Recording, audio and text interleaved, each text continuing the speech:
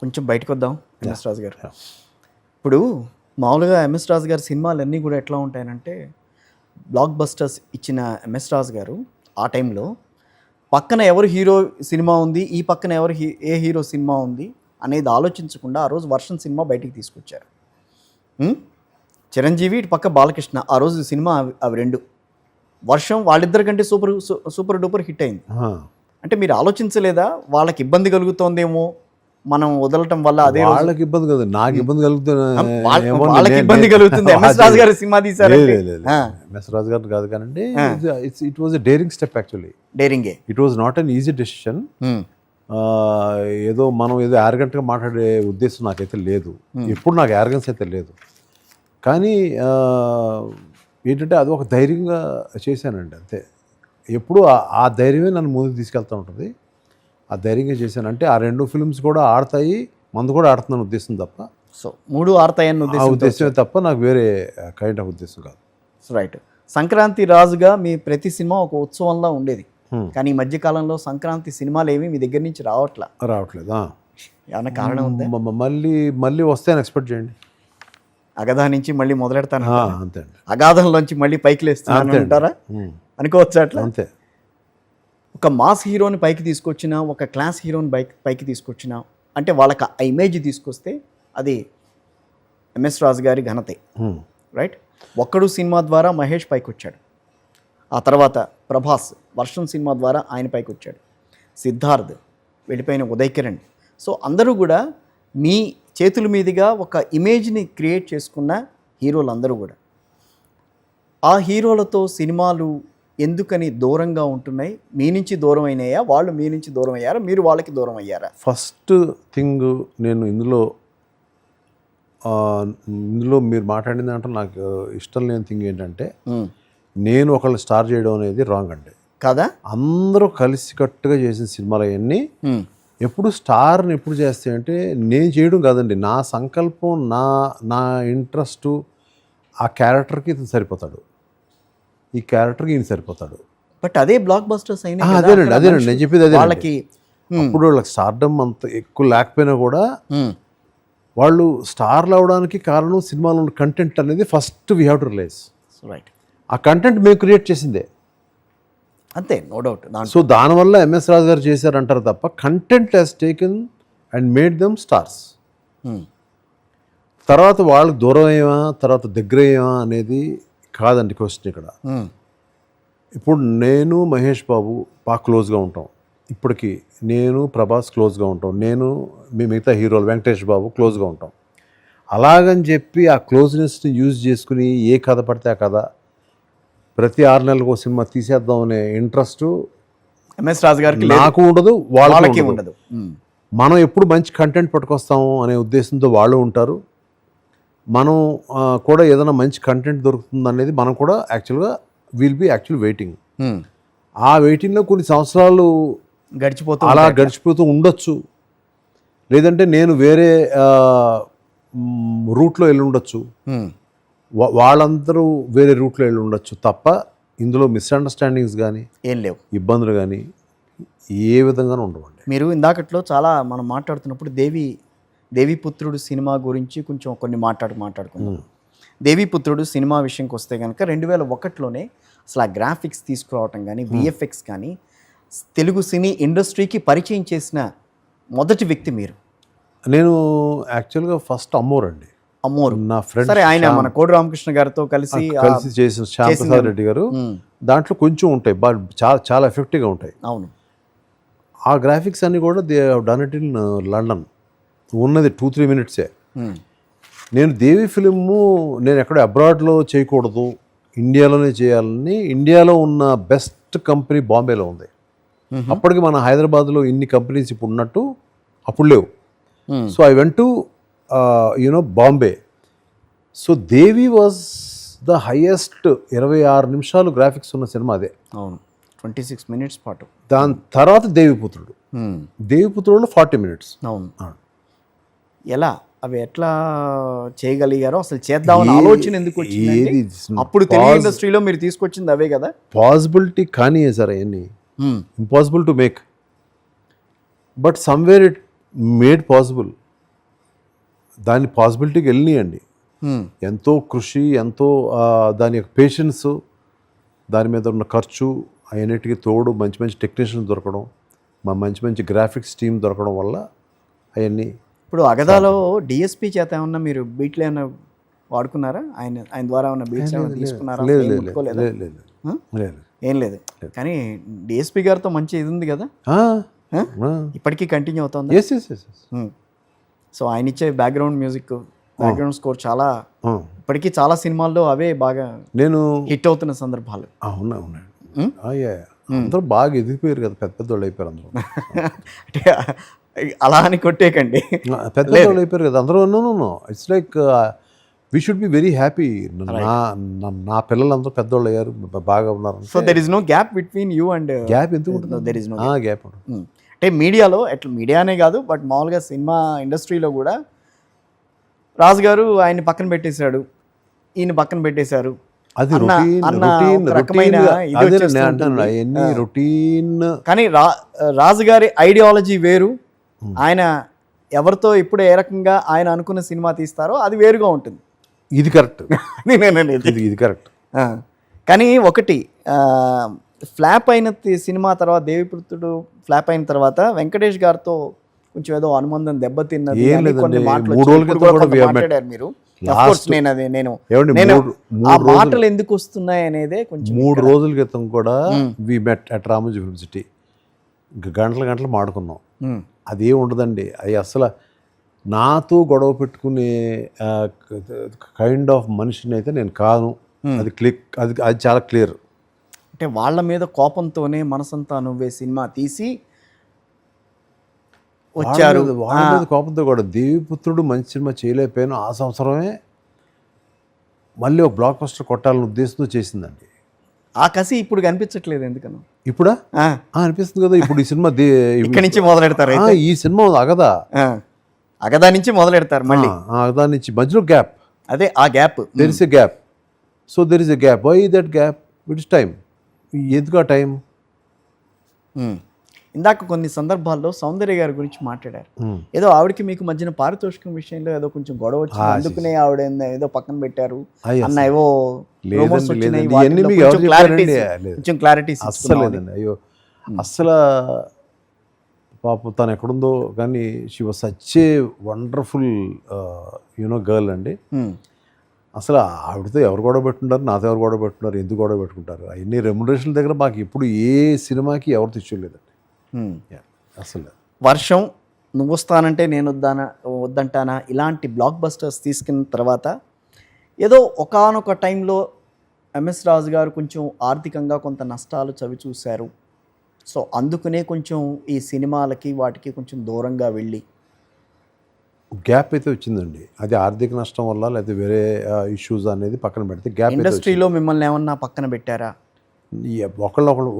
ఒకళ్ళని పక్కన పెట్టడానికి ఉండే ఇండస్ట్రీ కాదు ఇది. ఎవరి కాళ్ళు దూసుకొచ్చే కైండ్ ఆఫ్ థింగే. అక్కడ ఏమైనా మిమ్మల్ని దెబ్బతీసే ప్రయత్నం ఏమన్నా? ఏమీ లేదండి. నా ఓన్లీ థింగ్ ఏంటంటే మన మైండ్ సెట్ పాజిటివ్ యాంగిల్లో మీరు ఎప్పుడు ఉంటారు కాబట్టి మీరు ఎప్పుడు అదే యాంగిల్లో చెప్తారు. కాదండి, మన మైండ్ సెట్ మళ్ళీ ఒక సినిమాని కొట్టాలనే మైండ్ సెట్ వచ్చినప్పుడే మన మళ్ళీ సినిమా చేయగలం. మీరు ఏ సినిమా తీసినా కూడా ఫిలింఫేర్ అవార్డులు కూడా దక్కినాయి, పెద్ద పెద్ద అవార్డ్స్ మీద. మీ స్క్రిప్ట్ ఫార్ములా ఏంటి? అది ఇట్స్ లైక్ ఓన్లీ తపనండి. ఏదో ఒకటి క్రియేట్ చేయాలని ఒక తపన. ఈరోజు ఎన్నో సినిమాలు తీస్తే కానీ అందులో ఒక సినిమా అవార్డు కోసం ఎంపిక అవటం అనేది అరుదుగా జరుగుతున్న సందర్భాలు. సో దాన్ని బేస్ చేసుకుని మనం చూస్తే కనుక మీ సినిమాలన్నీ కూడా ఆ రేంజ్కి వెళ్ళి అవార్డులు తీసుకుని మీకు కూడా ఒక ప్రతిష్టను తీసుకొచ్చిన సందర్భాలు. వాటన్నిటికీ రచయిత మీరే, నిర్మాత మీరే, దర్శకుడు మీరే. సరే నిర్మాతలు ఎవరైనా కాదు, బట్ దర్శకత్వం అయితే మీదే ఎక్కువగా ఉండేది. సో దానికి ఒక ఫార్ములా అనేది ఉంటుంది కదా. అది ఫార్ములా ఏం కాదండి. Interest of making a film, passion of making a film అండి. ఫార్ములా ఏం కాదండి. ఫార్ములాని ఏమంటారు? సీక్రెట్ ఫార్ములా ఏదో ఒకటి. అదేం కాదండి. ఏదో ఎక్కడి నుంచో ఏదో ఒక దార ఇస్తున్న ఒక అమ్మవారి కృప, మనకున్న ప్యాషను దేవుని బాగా నమ్ముతారు కాబట్టి అట్లా అంటున్నారు మీరు. అదేం లేదండి, దేవుడిచ్చింది ఏదైనా సరే. అఫ్ కోర్స్ అది కరెక్టే. దాంట్లో మీకంటూ మీరుగా ప్రత్యేకంగా చెప్పుకున్నానే అని చెప్పుకోవడానికి అంటే మనం చేసే హార్డ్ వర్క్, దేవుడు ఒక్కడే అన్ని, నువ్వు ఏమి చేయకపోయినా ఇచ్చేస్తాడని లేదు కదా. మన కృషితో పాటు దేవుడి సంకల్పం కూడా ఉండాలండి. వర్షం సినిమా తీసేటప్పుడు ఇది ఒక ట్రెండ్ సెట్టర్గా నిలుస్తుంది, పాటలు కానీ లేకపోతే ఆ సినిమా పిక్చరైజేషన్ కానీ. ఇప్పటికీ వర్షం పాట వచ్చింది అని అంటే బయట వర్షం పడుతుంటే వర్షం పాట పడాల్సిందే ఇక్కడ. అలాంటి సిచ్యువేషన్స్ తీసుకుని వచ్చిన సందర్భాలు చాలా చూసుంటారు మీరు కూడా. అవునండి. అంత ట్రెండ్ సెట్ చేస్తుందని మీరు ఎప్పుడైనా ఊహించగలిగారా? డెఫినెట్గా కాన్ఫిడెంట్గా అయితే ఉన్నామండి. అంటే ఒక ట్రెండ్ సెట్ అనేది పక్కన పెడితే సినిమా బాగుంటుంది, సక్సెస్ అవుతుంది అనేది మాత్రం ఒక కాన్ఫిడెన్స్ అయితే ఉంది. నువ్వు వస్తానంటే నేను వద్దానంటానా అన్న సినిమాలో సిద్ధార్థ్ ప్రభుదేవ దర్శకత్వంలో చేసుకొచ్చారు. అప్పుడు సిద్ధార్థ్ సినిమాలు చాలా తక్కువ వచ్చినాయి. ఒక తెలుగు ప్రేక్షకుడు వచ్చి, ఒక తమిళ హీరో వచ్చి తెలుగు ప్రేక్షకుడిని ఏ రకంగా మెప్పింపజేస్తాడు అని మీరు భావించారు అక్కడ? అదేం లేదండి, ఇట్ ఈజ్, నేను సినిమాని ఇవాళ చెప్తున్నట్టు నేను ఒక ఇండియన్ ఫిల్మ్గానే చూస్తానండి. తెలుగు సినిమాని తెలుగు సినిమాగా కాదు, ఒక Indian film. It is now it is నా ఇప్పుడు అందరూ చెప్పే మాట అదే. నేను అప్పటి నుంచే నా స్లోగన్ అదే. ఏ పక్క నుంచి ఏ యాక్టర్ వచ్చాడు, ఎక్కడి నుంచి టెక్నీషియన్ వచ్చాడు అనేది కాదండి. మనకు కావాల్సింది ఒక ఫేస్ యాక్టర్ ఫ్రెష్గా ఉన్నాడా లేదా అనేది కావాలి. ఇక్కడ చాలామంది ఆ ఏజ్ గ్రూప్లో చాలామంది ఉన్నారు ఇక్కడ నాకు అప్పుడు ఆ టైంకి. ఓకే. బట్ నేను సిద్ధార్థని ఎంపిక చేసుకోవడానికి మీరు ఆ సినిమాలో చూస్తున్న ఏదైతే ఒక ఫ్రెష్నెస్ ఉందో ఆ కారణానికి ఆ డెసిషన్ మేకింగ్ యాప్ట్ అయ్యాడు అక్కడ, యాప్ట్ అయింది. ఎస్, ఆ రిస్క్ చేయాలి కదా, ఆ రిస్క్ సక్సెస్ అయింది. రిస్క్ అనేది ప్రతి నిమిషం ఉంది సార్, రిస్క్ అనేది ప్రతి నిమిషం ఉంది. మనం తీసుకునే ఊపిరి ప్రతి నిమిషం కూడా రిస్కే కదా. సో మనం రిస్క్ అనేది తీసుకోవాలి. సో ఆ రిస్క్ తీసుకోబట్టే ఆ రోజున ఆ సినిమా అంత సక్సెస్ఫుల్ గా వచ్చింది. సిద్ధార్థని మీరు పరిచయం చేయగలిగారు అప్పుడు. అంతేనండి, అంతేగా, అంతేనండి, ఆ రోజున. అంతేనండి. ఆ తర్వాత సిద్ధార్థ 2-3 సినిమాలు అయితే బయటకు వచ్చినాయి అనుకోండి తెలుగులో. సో ఇంకొకటి, ఎక్కడైనా ఆగిపోయిన ప్రాజెక్టులు ఎంతో కష్టపడి సెట్ చేశానే, ఏదో టైంలో ఎక్కడో తన్నింది అది, ఎక్కడో కాంబినేషన్ తేడా కొట్టింది అని అనుకున్న సందర్భాలు ఉన్నాయా? అనుకున్న సందర్భాలు ఉన్నాయండి. అంటే మహేష్ బాబు గారు అనకూడదు, మహేష్ బాబుని త్రివిక్రమ్ శ్రీనివాస్ గారితో సినిమా చేయాల్సింది. మహేష్ బాబు త్రివిక్రమ్ మంచి కాంబినేషన్, చాలా మంచి కాంబినేషన్ అండి. దానికి అన్ని కూడా అడ్వాన్సెస్ పెయిడ్, అన్ని పెయిడ్. మీరు అన్నారు చూడండి, ఎక్కడో దగ్గర బెడ్స్ కొట్టిందని. కారణాలు అనేది నేను చెప్పలేను, ఇప్పటికీ నాకు పెద్దగా గుర్తు కూడా లేవు. అలాంటి ఒక మంచి రైటర్ అండ్ డైరెక్టర్ తోటి ఒక మహేష్ కాంబినేషన్లో మిస్ అయిన ఫీలింగ్ అయితే నాకు ఉంది. సో ఎప్పుడైనా అవకాశం వస్తే మహేష్ త్రివిక్రమ్ వాళ్ళ కాంబినేషన్లో మీ ద్వారా పిక్చర్ వచ్చే అవకాశం చెప్పలేమండి, అది మనకి ఇప్పుడు చెప్పలేము. అది మనం ట్రై చేశారా? చెప్పొద్దులేండి, ట్రై చేశారా? లేదు, అయిపోయింది అది అక్కడతో క్లోజింగ్ అయిపోయింది. ఇప్పుడున్న ట్రెండ్ లో వాళ్ళిద్దరిని కలిపి తీసిన సినిమా అది నేను అది మనం రియాలిటీస్ మనం ఎక్కువ మాట్లాడకూడదు. కానీ వాళ్ళిద్దరి కాంబినేషన్ అయితే బాగుంటుందని అందరూ కూడా అనుకున్నారు. ఇప్పుడు ఎందుకంటే పవన్ కళ్యాణ్ గారితో ఆయన తీసిన సినిమాలు అవి మంచి సక్సెస్ఫుల్గా వెళ్ళినాయి. సో దాంట్లో మీరు కూడా భాగస్వామి అయితే కొంచెం డిఫరెంట్గా కనిపిస్తుంది. ఎందుకన్నా మీరు ఎందుకో కొంత దాంట్లో వెళ్ళట్లా ఆ విషయంలో? వద్దండి, ఎందుకండి, అయిపోయింది కూడా. కాస్టింగ్, బడ్జెట్, హీరో డేట్స్ ఇవన్నీ కూడా ఈ రోజుల్లో కొంచెం కష్టంగానే నడుస్తున్నాయి. మీరు గతంలో తీసుకున్న సినిమాలకి, గతంలో మీరు తీసిన సినిమాలకి, ఇప్పుడు తీస్తున్న సినిమాలకి వ్యత్యాసం ఏ రకంగా కనిపిస్తోంది మీకు? అంటే మీరు ఒక స్టార్ ప్రొడ్యూసర్ కాబట్టి, డైరెక్టర్ కాబట్టి నేను అడుగుతున్నా. వరకు నాకు డిఫరెన్స్ లేదండి. ఎందుకంటే నేను ఫస్ట్ సినిమాలో తీశాను, ఇప్పుడు కూడా అదే. ఇప్పుడు చేసిన అగదా కూడా అలాగే తీశాను, లొంగలేదు నేను దేనికి లొంగల. అలాంటప్పుడు పెద్ద స్టార్ని పెద్ద హీరోయిన్ లొంగాల్సి వస్తుంది. పెద్ద స్టార్ని పెద్ద హీరోయిన్ పెట్టాల్సిన వారు లొంగాల్సి వస్తుంది. ఇప్పుడు అంచేత అలా కాకుండా నా పందాలో నేను వెళ్ళడమే నాకు వచ్చి రైట్ అనిపించింది. న్యూ ట్రెండ్లో వెళ్ళాలనే యాంగిల్లోనే మీరు వెళ్ళారు. అంతే. నా ట్రెండ్లో నేనే. అంటే యూత్ ఐకాన్స్ని ఎక్కువగా దగ్గర చేసే ప్రయత్నం చేశారు గతంలో, అవునా? ఉదయ్ కిరణ్, తరుణ్, సుమంత్, మనసంతా నువ్వే, నీ స్నేహం లాంటి సినిమాల ద్వారా సో వాళ్ళందరినీ దగ్గరగా, అంటే చాలా దగ్గరగా పనిచేశారు వాళ్ళతో. సో అలాంటి మ్యూజికల్ హిట్స్, అలాంటి మ్యూజికల్ బ్లాక్ బస్టర్స్ మీ సినిమాల ద్వారా బయటకు వచ్చినాయా అని అంటే వర్షం తప్పించి కేవలం చెప్పగలరా? ఏంటండి లైక్ మనసంతా నువ్వే, అవును, లైక్ నువ్వు వస్తాను వద్దంటానా, అవి కాకుండా అవి కాకుండా ఉన్నాయి. ఆట లాంటి సినిమా ఉంది, అది కూడా సాంగ్స్ బాగుంటాయి. ఉన్నాయండి, దేర్ ఆర్ లైక్ ఉన్నాయి. రైట్. ఇది కొంచెం అభిమానుల దగ్గర నుంచి వచ్చిన క్వశ్చన్ ఇది యాక్చువల్గా. ఏంటండి ఇది? మీ ప్రారంభ విజయాలన్నీ స్వచ్ఛమైన ఫ్యామిలీ ఎంటర్టైనర్స్. మీ ప్రస్తుత మోడర్న్ డైరెక్షన్ స్టైల్తో పోలిస్తే క్లాసిక్ సుమంత్ ఆర్ట్ ప్రొడక్షన్స్ స్టైల్ను మిస్ అవుతున్నామని చాలామంది అభిమానులు అడుగుతున్నారు. దానికి మీరు ఇచ్చే సమాధానం? ఎప్పుడూ ఒకే రకమైన సినిమాలు తీసి మళ్ళీ అయ్యే తీయాలనేది ఒక బోరింగ్ థింగ్ అండి. ఇప్పుడు నేనున్న ఏజ్, నాకున్న ఎక్స్పీరియన్స్లో అంత ముందన్నది పక్కన పెట్టేద్దామని ఉద్దేశం. అయ్యే కైండ్ మేబీ ఎక్కడో నాకు మళ్ళీ నా మైండ్ మారి ఎక్కడో ఒక ఫ్యామిలీ ఫిల్మ్ తీయచ్చు, నా మైండ్ మారి మ్యూజికల్ ఫిల్మ్ తీయచ్చు. కానీ నేను ఎప్పుడు ఎక్స్ప్లోర్ చేయని ఫిల్మ్స్ చేయాలని అనిపించి చేస్తున్నాను అంతే. అంటే నాకున్న అభిమానులు, లేదంటే నాకు అంతకుముందు సినిమాలకు ఉన్న అభిమానులు, మిమ్మల్ని వేసిన ప్రశ్నలు, మీరు అడిగిన ప్రశ్న ని బేస్ చేసుకుని నా లైఫ్ని ముందుకు వెళ్ళాలనుకోవట్లేదు నేను. ఓకే, నేను అనుకున్న లైఫే నేను బతకాలనుకుంటున్నాను. అదేంటి? అభిమానులే కదా సినిమా.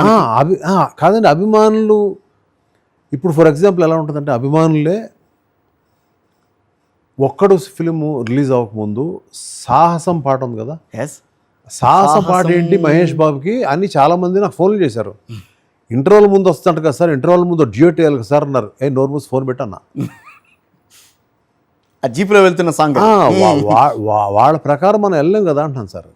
అది అంటే ఒకటి వాళ్ళ అభిరుచిని కూడా మీరు కన్సిడరేషన్లో తీసుకుంటారు కదా. కాదండి, వాళ్ళు రేపు బాగాలేదని తిట్టేది వాళ్ళే, న్యాచురల్లీ అంతే కదా.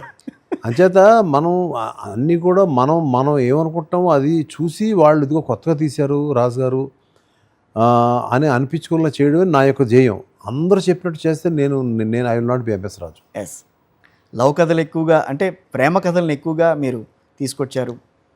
లవ్ యాంగిల్స్ నేను ఇప్పటికీ ఇష్టపడేది అదే మీరు. కానీ ఇప్పుడు మన బ్యాక్గ్రౌండ్లో ఉన్న సినిమా మాత్రం డిఫరెంట్. ఏంటి దాని వెనక రహస్యం ఏంటి? ఉండాలండి మన ఇప్పుడు ఏంటంటే డిఫరెంట్ బ్యాక్గ్రౌండ్స్ అనేది మార్చాలి. ఇందాక నేను ఇచ్చిన సమాధానం మళ్ళీ చెప్తాను. నేను ఒకే మోసలో ఒకే కైండ్ ఆఫ్ ఫిల్మ్స్ని నేను మళ్ళీ అదే మనసంతా నువ్వే, అదే నీ స్నేహం అంటే అప్పుడు ఎంఎస్ రాజు గారు యూత్ని టార్గెట్ చేసేవారు. ఇప్పుడు ఎవరిని టార్గెట్ చేస్తున్నారు? యూత్ కాదండి, యూత్ ఫ్యామిలీ మాస్. మీకు తెలియని విషయం ఏంటంటే మనసంతా నువ్వే లాంటి ఒక సాఫ్ట్ ఫిల్మ్ అది బిఎన్సిలో it has crossed most of the mass films. Manasantha Nuvve people కానీ, మీరు ఇందాక చెప్పిన మన ఫాలోయర్స్ కానీ, అభిమానులు కానీ, అంటే వాళ్ళు కేవలం ఈ కైండ్ ఆఫ్ ఫిల్మ్సే బిఎన్సీలో ఆడతాయని లేదు, ఎమోషన్స్ బిఎన్సీలో ఆడతాయి. ఓకే, ఆ ఎమోషన్స్ నేను ఇప్పుడు చేసే సినిమాల్లో నేను అసలు వదలలేదు అనేది మాత్రం చెప్తాను. రైట్, ర్యాపిడ్గా కొన్ని క్వశ్చన్స్ అడుగుతాను. ఎస్, మహేష్ బాబు గారి గురించి ఒక్క మాటలో. One of the best heroes I worked with. మిగతా వాళ్ళు? One of the best heroes I worked with, అదే నేను చెప్పింది. వెంకటేష్ గారితో మీకు నడిచిన journey? Most spiritual journey, and he is a producers actor. ఇన్ని సినిమాలు చూస్తుంటారు కదా, మీకు బాగా ఇష్టమైన పాట మీ సినిమాలే కానీ బయట సినిమాలు కానీ? చాలా ఉన్నాయండి, ఒకటే అలా చెప్పగలను. ఒకటి చెప్పండి, నేను సంతోషిస్తా. మేబీ నాకు నేను బాగా యంగ్స్టర్గా ఉండగా నోము అనే ఫిల్మ్ వచ్చిందండి. నోము. నోము అని మీరు చూసారు లేదు, ఐడియా లేదు. Hero hero Ramakrishna. అది ఏవిఎం ప్రొడక్షన్స్ వాళ్ళు. పాతది నోము. పాము ఇవన్నీ కనిపిస్తూ పావు ఉంటుంది అందులో ఒక సాంగ్ మనసే జతగా పాడింది లేనో పాట. మనసే జతగా పాడిందిలే, రామకృష్ణ గారు పాడింది. అది నాకు ఇష్టం అండి బాగా. అది ఐ థింక్ ఎస్పి బాలసుబ్రహ్మణ్యం గారు పాడారు. అప్పుడు ఆయన ఇంకా ఈయన పాడారా? ఎస్పీ గారు పాడింది కాదు. ఎస్పి గారు పాడింది. ఎస్పీ గారు పాడిందేనా? ఎస్పి గారు పాడింది. రైట్, అది బాగా ఇష్టం. బాగా ఇష్టం. అయితే ఆ పాట వేయాలి, వెతుకోవాలి ఎక్కడుందో ఇప్పుడు నేను. తర్వాత తలనొప్పి తెప్పించని డైరెక్టర్ ఎవరు మీకు? నేనే తలనొప్పి. ఆ మాట తెప్పించడానికి నేను చెప్పించింది మీకు. ఎందుకంత తలనొప్పి? సినిమా కోసం. అంటే మీకు మీకు మీరు చెప్పాలనుకున్న వేలో, మీరు తీయాలనుకున్న వేలో వాళ్ళు తీయాల్సిందే. కొంత వాళ్ళకున్న పరిజ్ఞానాన్ని కూడా యూజ్ చేసుకోవాలి. లేదంటే ఎందుకు వాళ్ళనే పెట్టుకుంటాను? వాళ్ళకున్న నాలెడ్జ్ని కూడా నేను యూజ్ చేసుకోవాలి. తలనొప్పి తెప్పించిన డైరెక్టర్ అయితే ఎవరు లేరు మీకు? తలనొప్పి తెప్పించి డైరెక్టర్ ఎవరు? తెప్పించిన నేనే వాళ్ళే. పెద్ద తలనొప్పి. అలా వద్దు, ఇటు వెళ్దాం ఇట్లా వెళ్దాం. ఎవరో ఒకళ్ళ పేరున్నా చెప్పండి, నేను అడిగిన దానికన్నా. అసలు లేరు. ఉమ్. నేను చెప్పేది నేనే పెద్ద తలనొప్పి కానీ. నేనే పెద్ద. మీవి చాలా పాత హిట్ సినిమాస్ ఉన్నాయి, మళ్ళీ వాటిని రీమేక్ చేయాలన్న ఆలోచన వస్తే గనక మీరు తీసే సినిమా ఏంటి? దేవి. ఏ యాంగిల్లో చూపిస్తారు? ఇప్పుడున్న కొత్త టెక్నాలజీని వ్యాస్ట్గా చూపించవచ్చు. కొంత బేసిక్ ఫార్మాట్ని కొంత ఏదైనా టోటల్గా మార్చి చేయొచ్చు. యాక్చువల్గా దేవి పార్ట్ 2 చేసే ఉద్దేశం కూడా ఉంది. దాని మీద స్క్రిప్ట్ కూడా ఆల్మోస్ట్ నా దగ్గర రెడీగా ఉంది. అది ఈ యాంగిల్లోనే ఉంటుందా? అది కొంత ఇంకో కైండ్ అండి. అది ఇంకో కైండ్. అన్నీ ఒక యాంగిల్లో ఉండవు కదండి. అది ఇంకో కైండ్. అంటే ఈ జోనర్ కిందకే వస్తుందా? ఈ జోనర్ వేరు కదండి. అది అది జోనర్ కిందకి వస్తుందా అని అడిగింది. అదేనండి. ఇప్పుడు ఈ జోనర్ కింద రాదండి. అది ఇది ఇంకొకటి. అది మోర్ లైక్ ఫ్యాంటసీ. సో దాన్ని అయితే మళ్ళీ రీమేక్ చేయడానికి దేవి 2 కింద ఇష్టం. అది రీమేక్ చేసే ఉద్దేశం లేదు. బట్ తీస్తే పార్ట్ 2 తీస్తాను. కానీ అలాంటి ఫిల్మ్ ఇప్పుడు తీసుంటే, ఇప్పుడున్న టెక్నాలజీ, ఇప్పుడున్న సెట్స్ కనుక తోడైతే అది వేరే. రైట్. 4 దశాబ్దాల మీ టాలీవుడ్ ప్రస్థానంలో మీకు నేర్పిన పాఠం ఏంటి? నువ్వు 4 సినిమాలు మనసంతా నువ్వే, ఒక్కడు, వర్షం, నువ్వు వస్తా నువ్వు అంటున్నా, వరుస 4 బ్లాక్ బస్టర్లు ఇచ్చి ఆడియన్స్కి నీ మీద ఎంఎస్ రాజు సినిమా అంటే బ్లాక్ బస్టరే అని కూడా వాళ్ళకి స్పూన్ ఫీడ్ చేసేసి, ఓళ్ళలో రైతులు కూడా ఎంఎస్ రాజు అంటే ఎవరో తెలిసిపోయి నా కూడా పౌర్ణమి హిట్ కాలేదు. అంచేత ఏ సినిమాకి ఆ సినిమా అనేది నేను తెలుసుకున్నాను. సో దేన్నైనా సరే అది ప్రతిదీ కూడా ఛాలెంజే. సో గతం మనకి హిట్ ఇచ్చింది కదా, ఇది కూడా హిట్ అవుతుంది. ఒక హీరో మీద కానీ, ఒక ప్రొడ్యూసర్ మీద కానీ అన్ని హిట్లు ఇచ్చినా కూడా మమ్మల్ని ఎంత నమ్మినా కూడా ఆ పర్టికులర్ సినిమా బాగోపోతే అది చూసేద్దాంలే, మనం ఆయన మీద అభిమానం ఉందాంలే. అది కాదు, కథ కాదు, ఎంఎస్ రాజు గారు కాదు, ఎంఎస్ రాజు గారు సినిమా బాగుండాలి అంతే. అది నేను నేర్చుకున్నాను. ఎక్కువ సినిమాలు ఉదయ్ కిరణ్తో తీశారు. 2 అవునా? ఎందుకని? రెండేనా? కాదే, అంతే. రెండేనా? రెండే తీసాను ఉదయ్ కిరణ్తో తీసిన. 2 కూడా మంచి హిట్ అయినాయి. మంచి హిట్ అయినాయి. ఎక్కువగా సినిమాలు చేసిన హీరో ఎవరు మీది? ఆల్మోస్ట్ ఈ రెండేనండి అన్నీ. హీరోయిన్స్ 3 ఉన్నాయి. 3 సినిమాలు మీరు ఇందాక దాంట్లో మీరు ఉదయ్ కిరణ్ 2 అన్నారు. నువ్వు నేను, మనసంతా నువ్వు నేనైతే కాదండి. నేను చేసింది మనసంతా నువ్వే ప్లస్ నీ స్నేహం అంతే. ఓకే. ఎక్కువగా మీ బ్యానర్లో నటించిన హీరోయిన్స్? విజయశాంతి గారు ప్లస్ ఏమో త్రిష. వీళ్ళిద్దరే. ఎక్కువగా కనిపించిన హీరోయిన్ వీళ్ళిద్దరే అన్నారు కదా. విజయశాంతి వీళ్ళిద్దరేనా? వీళ్ళిద్దరే. త్రిష, విజయశాంతి గారు వీళ్ళిద్దరే. వాళ్ళలో ఎక్కువగా కనిపించింది త్రిషనా? ఈవిడ 3 ఫిల్మ్, ఈవిడ 3 ఫిల్మ్. అంతే. అన్నీ మంచి ఇది బ్లాక్ బస్టర్స్.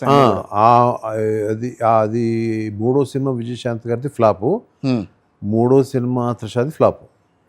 ఫ్లాప్ అని చెప్పను, పౌర్ణమి ఇస్ యావరేజ్ ఫిలిం. ఇప్పుడు దాదాపు 1 hour నుంచి మనం మాట్లాడుకుంటున్నాం కదా, దేవీపుత్రుడు సినిమాకి మీకు గుర్తింపు వచ్చిందా అని అంటే ఏం చెప్తారు? ఇప్పటికి ఇది people who watch on the TV, watch on the phones, they will not say it is a bad film. ఎందుకు ఆడలేదు సినిమా అని అడుగుతారు నన్ను. అది ఈ సినిమా ఎందుకు ఆడలేదు సార్ అని అడుగుతారు. ఏమో మీకేమనిపించింది? ఎక్కడో కథలో జలక్ లాస్ట్ అరగంటలో ఏదో ఒక చిన్న జలక్ కొట్టింది అనిపించింది నాకైతే. నేను సినిమా చూసుకున్నప్పుడు కూడా నాకు ఈ సినిమా ఎక్కడో తేడా ఉందనిపించింది నాకు. ఫైనల్ ప్రింట్ చూస్తారు కదా, అప్పుడు కూడా మీకు అనుమానం రాలేదు? అయిపోయింది, అప్పుడు చాలా కాస్ట్లీ ఫిల్మ్ కదా, మళ్ళీ ఇంకోసారి చేయలేము ఆ సినిమాని. ఎంత ఖర్చు పెట్టారండి? చాలా అయింది, ఇప్పుడు ఎందుకు సార్. ఇప్పుడు ఖర్చు పెట్టారని అనడానికి కారణం ఏంటంటే, ఈ రోజుల్లో చిన్న బడ్జెట్ సినిమాలు కూడా మంచి విజయాలు సాధిస్తున్నాయి. గతంలో ఎక్కువ డబ్బులు పెట్టిన సినిమాలు కూడా విజయం సాధించలేక, డబ్బులు రాక చాలా ఇబ్బంది పడ్డ సందర్భాలు ఉన్నాయి. సో ఇప్పుడు తెలుగు ఇండస్ట్రీ, పోనీ సినిమా ఇండస్ట్రీ ఎటువైపు వెళ్తుందని అనుకోవచ్చు అని అంటారు? సినిమా బాగుంటే పాజిటివ్ వైపు వెళ్తుంది, సినిమా బాగోకపోతే నెగిటివ్ వైపు వెళ్తుంది. అది ఒకటే ఫార్ములా. ఇంకో బాగుండకపోవటం అనేది చాలా కష్టం. మీరు బేరీస్ వేయటం కానీ నేను బేరీస్ వేయటం లేదండి. ఇంకోటి, ఇవాళ ఉన్న ప్రాబ్లమ్స్, కష్టాలు, లేదంటే అప్పటికి ఇప్పటికి చాలా డిఫరెన్స్ ఉందండి. ఈ చెప్పడానికి అన్నిటికీ కారణం కూడా కేవలం తప్పు మాదే, అంటే మా ప్రొడ్యూసర్లే తప్పు. మళ్ళీ ఆ మాట అనకండి, మళ్ళీ ప్రొడ్యూసర్స్ అడుగుతారు మిమ్మల్ని. అంతే కదండి. మేము వద్దనుకున్నాం అనుకోండి, మేము ఫలానా వాళ్ళు ఇబ్బంది పెడుతున్నారు వద్దనుకుంటే మాది డబ్బు, మేము వద్దనుకుంటే వీ డోంట్ హ్యావ్ ట్రబుల్. మనం ఎందుకు ట్రబుల్ ఎత్తుకుంటూ వెళ్తున్నాం? ఇప్పుడు వస్తున్న యంగ్ డైరెక్టర్స్ కానీ, రచయితలు కానీ, నిర్మాతలు కానీ, వాళ్ళకి మీరు ఇచ్చే సలహాలు, సూచనలు ఏంటి? నాకు ఎవరన్నా సలహా ఇచ్చేవాళ్ళు దొరుకుతారని నేను వెయిట్ చేస్తున్నానండి. ఇప్పుడు కూడా ఇంత 40 సంవత్సరాల పాటు చేసిన వాళ్ళు మీరు, ఇంకా నేను సక్సెస్ ని ఎలా కొలవాలి నాకే తెలీదు. ఎలా సినిమాని సక్సెస్ఫుల్ కొలిసారా? కొలవలేదుగా. అందుకనే నాకు ఇంకెవరన్నా చెప్తే వినడానికి నేను సక్సెస్ కొలిచిన వాళ్ళు ఎవరన్నా ఉన్నారా? పోనీ అంత ఎత్తుగా, అంత ఎత్తున కాదు సార్ నేను అనేది. నాకెవరన్నా ఏదన్నా చెప్తారని, నాకు ఏదన్నా టిప్స్ ఇస్తారని, ఎవరన్నా అటువంటి వాళ్ళు ఉన్నారని నేను చూస్తున్నా. నన్ను ఇంకోళ్ళు టిప్స్ ఇవ్వమంటే నేను ఎట్టేస్తాను. బట్ ఇప్పుడున్న యంగ్ ట్రెండింగ్ మూవీ దీంట్లో, సో మీలాంటి వాళ్ళు, పాత తరం డైరెక్టర్లు, నిర్మాతలు, రచయితలు కొత్త తరానికి తగ్గట్టుగా కథలు రాసుకోవడం, కొత్త తరానికి తగ్గట్టు నేను అనట్లా మీలాంటి అని అన్నాను, అది నేను కట్ చేసేస్తా. మీరు ఉంచే పర్లేదు. పాత తరం నన్ను ఎందుకు అంటున్నానంటే, మీరు నా డర్టీ ఏరియా చూస్తే పాత తరం మనుషులో నేను చూడలేదండి. చూడండి, మీరు చూసిన తర్వాత పాత తరం అనే వర్డ్ అండ మానేస్తారు నన్ను ఫస్ట్. ఓకే, అది చూడండి. అది చూస్తే ఇది ఎంఎస్ రాజు గారు తీశాడు, అది కాదు ఎవరైనా వేరే ఎవరైనా తీసి ఆయన పేరు వస్తున్నాడేమో అంటారు మీరు. ఓకే, అంచేత అంటే మీరు ఆ జోనర్ కి మీరు సూట్ అవుతున్నారా లేదా అన్న ఉద్దేశంతో నేను అన్నాను. ఇప్పటికి కూడా మనం కంపేర్ చేసుకోకూడదు, కానీ హాలీవుడ్ లో 90 సంవత్సరాలు వచ్చిన క్లింట్ ఈస్ట్వుడ్ ఇప్పుడు కూడా సినిమాలు తీస్తున్నాడు. అవును. సో అప్డేట్ అవడం తప్ప మన ఏజ్, మన పరిమితి పాత తరం కొత్త తరం అనేది లేదండి. బట్ మీరు ఇందాక అడిగారు కాబట్టి చెప్తాను. ఇప్పుడున్న కొత్త తరానికి నువ్వేం చెప్పగలవు అనేది ఒకవేళ నేను చెప్పాల్సి వస్తే, అయ్యా నాయనా బాబు, ఒక సినిమాకి పరిమితం అవ్వద్దు, 2 సినిమాలకు పరిమితం అవ్వద్దు, మీ జర్నీని కంటిన్యూ చేయండి. సో అక్కడతోటి మనం సెటిల్ అయిపోయామనే భావన వద్దు. ఇందాక నేను చెప్పాను, 4 సూపర్ హిట్లు ఇచ్చినా 5వ సినిమా బాగోపోతే తిప్పికొట్టారు నన్ను. అది గుర్తుపెట్టుకోండి అని చెప్పడానికి ఇందాక చెప్పాను. అంచేత ప్రతి నిమిషం, ప్రతి అడుగు ఛాలెంజ్. మీరు నాకులా ఉండద్దు, మీరు నాకంటే బెటర్గా ఉండని చెప్తున్నాను. అంతే. బెటర్గా ఉండాలంటే మీలాంటి వాళ్ళు మార్గనిర్దేశకులు అయితేనే నేనే 5వ సినిమా, 4 సినిమాలు సూపర్ హిట్, 5వ సినిమా బాగోపోతే పక్కన పెట్టినోడిని కొంచెం కేర్ఫుల్గా ఉండండి చెప్తున్నాను. అంతే. నేను అంటే కథలో కేర్ఫుల్గా ఉండాలా, డైరెక్షన్లో ఏ ఫేజ్లో ఉన్నా సరే ఒకటికి 4 సార్లు 10 సార్లు కథ ఎంపికలు జాగ్రత్తగా ఉండండి. సోషియో ఫ్యాంటసీ ఫిల్మ్లు ఈ మధ్యకాలంలో అందరూ బాగా లైక్ చేస్తున్నారు. కారణం ఏంటనంటారు? అది ఒక్కొక్క సీజన్ అని నేను అన్నాను. ఎందుకంటే ఇప్పుడు కార్తికేయ 1 అండ్ కార్తికేయ 2 అది ఇప్పుడు మా ఇంటి బంగారం అది వేరు అది మళ్ళీ వేరేది. సో అది ఏ కైండ్ ఆఫ్ సినిమాని చూస్తారు? సంక్రాంతికి విడుదలయ్యే సినిమాలు, సంక్రాంతి సినిమా, అది సంక్రాంతికి మొన్న రిలీజ్ అయిన సినిమాలు ఒక్కొక్కటి ఒకటి జోనరు. ఫ్యామిలీ ఓరియంటెడ్ సినిమాల్ని ఒప్పుకుంటున్నారు, మా సినిమాలు ఒప్పుకుంటున్నారు, సోషియో ఫ్యాంటసీ కూడా ఒప్పుకుంటున్నారు, అన్నీ ఒప్పుకుంటున్నారు. నిజమేనా? ఒక సంవత్సరంలో అయితే ఈవెన్ ఒక హనుమాన్ లాంటి సినిమా కూడా వచ్చింది. హనుమాన్ కదా. అది ఇదని లేదంటే సంక్రాంతికి ఈ కైండ్ ఆఫ్ సినిమాలే, అంటే ఊరంతా సంక్రాంతిని పెడితే ఆడుతుంది కాదు. మొన్న సంక్రాంతికి వస్తున్న సినిమా బాగుంది కాబట్టి ఆడింది. అలాగేంటంటే ఏ కైండ్ ఆఫ్ సినిమా అన్నా సరే ఇన్వాల్వ్మెంట్ అనేది మన కృషితో ఆ సినిమాని ఇన్వాల్వ్మెంట్ చేయగలిగితే ఇప్పుడు ఆ సినిమా సక్సెస్ అవుతుందని నా ఉద్దేశం. మీరు ఈ జర్నీలో మీరిచ్చే ఒక చిన్న సలహా డైరెక్టర్లకు కానీ నిర్మాతలకు కానీ ఇందాక ఇవ్వాలి మీరు. అదే చెప్తున్నానండి, రిలాక్స్ అవ్వద్దని చెప్తున్నానండి. అలాగే ఏంటంటే కథ ఎంపికలో నిర్ణయం కరెక్ట్గా తీసుకోండి అని చెప్తానండి. అంతే. హీరో హీరోయిన్ల విషయంలో, హీరోయిన్ విషయంలో అప్పటికంటే ఇప్పుడు ఇంకా కష్టపడతారు అందరూ. అవునా? కష్టపడతారు. అంటే అప్పుడు కష్టపడలేదు మీరు, ఇప్పుడు కష్టపడతారంటే నేను చెప్పేది యాక్షన్స్లో డూప్స్ ఉండేయండి. అవును. ఇప్పుడు ఇంతమంది హీరోలు దెబ్బలు తిని అందరూ హాస్పిటల్స్లో ఉన్నారు. అవును. ఒకళ్ళకి దెబ్బలు తగిలి. ఇదివరకు అట్లా ఉండేది కాదండి. ఇదివరకు లాంగ్ షాట్స్తో తీసేవారండి, అంటే హీరోని కాపాడుకునేవారు. ఇప్పుడు హీరోలే ఒప్పుకోట్లా, మేమే చేస్తామంటున్నారు. వాళ్ళకి డబ్బు ఉంది, ఫేమ్ ఉంది, అన్నీ ఉన్నాయి. That is the kind of passion they have for the films. Right. అంచేత నేను అప్పుడు బాగున్నారు ఇప్పుడు బాగాలేదని అన్నండి. ఇప్పుడు ఇంకా ట్రై చేస్తారు, ఇంకా గట్టిగా ట్రై చేస్తారు. Very strong they are. Thank you very much for coming to Sakshi. Thank you.